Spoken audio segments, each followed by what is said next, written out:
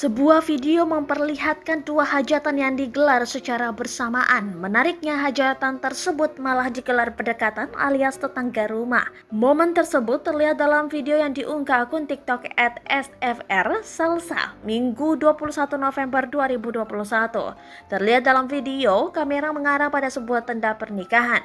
Setelah dialihkan kameranya ke belakang, ternyata rumah yang berada di depan hajatan juga menggelar acara. Diduga acara pernikahan tersebut digelar secara bersamaan. Sang perekam yang berada dalam tenda tersebut memperlihatkan suasana hajatan yang digelar.